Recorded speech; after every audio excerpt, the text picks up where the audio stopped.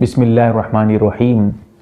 गुस्ल के दौरान कोई आदमी नहा रहा है, गुस्ल कर रहा है और उसी के दरमियान उसका वजू टूट गया, समझिए कि री खारिज हो गई या पेशाब के कतरे आ गए, पेशाब निकल गया, तो ऐसी सूरत में क्या उसको फिर से दोबारा गुस्ल करना पड़ेगा?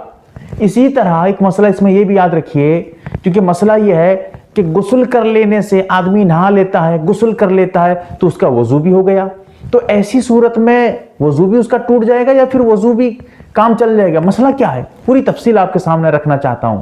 मसला बहुत सी किताबों में मिलेगा, जैसे आपके मसाइल और उनका हल, इसी तरह और दिगर किताबें जो मसाइल की मशहूर किताबें जैसे मसाइल गुस्ल है, उसमें भी ये मसला आप देख सकते हैं। अब मसला समझिए, गुस्ल के दौरान अगर आपका वजू टूटा, गुस्ल नहीं, जैसे री खारिज हो गई या पेशाब का कतरा आ गया या फिर किसी वजह से खून वगैरह निकल गया, तो इससे आपका गुस्ल नहीं टूटता है।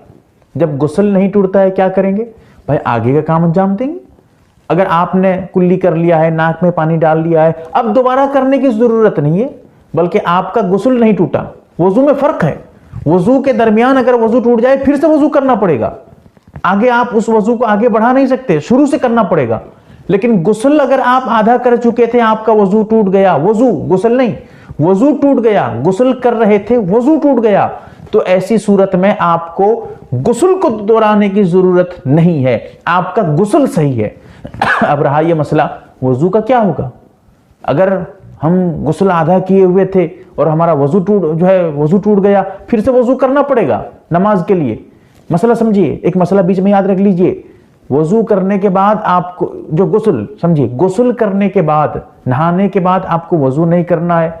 अगर आपने मुकम्मल तरीके से नहाया है, सर से नहाया है, उसमें वजू के फराइज देखिए, वजू में 4 फराइज हैं। एक फर्ज हाथ का धोना, दोनों हाथ का केहूनियों समेत, दूसरा चेहरे का धोना, तीसरा मसा करना सर का, पानी डालना सर पे, हाथ फेरना, गीला हाथ भीगा हाथ फेरना, नंबर 4 पैर का धोना। ये 4 जरूरी है वजू में।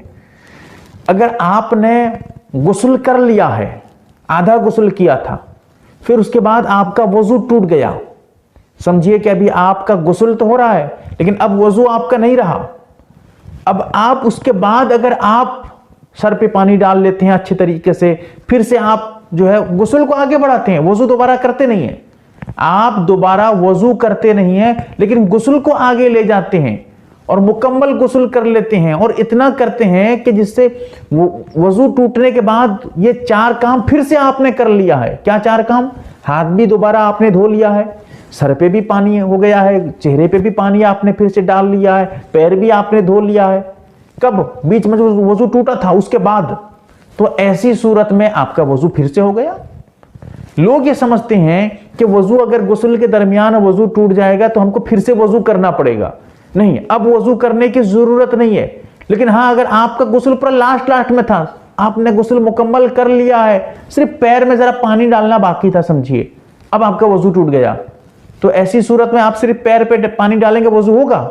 नहीं होगा। क्यों नहीं होगा भाई? वजू में हाथ धोना फर्ज था, हाथ नहीं धुआ आपका चेहरा कहां धुला है? नहीं धुला है, लिहाजा आपका वजू नहीं होगा।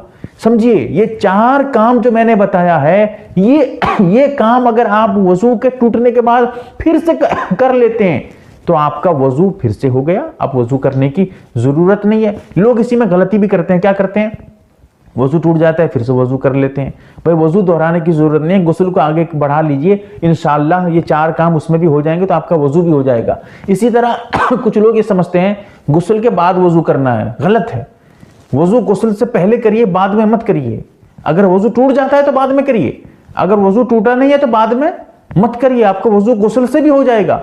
क्योंकि ये 4 काम मैंने जो बताया है, ये 4 काम अगर आप कर लेते हैं, आपका वजू कंप्लीट हो गया है, मुकम्मल वजू हो गया है।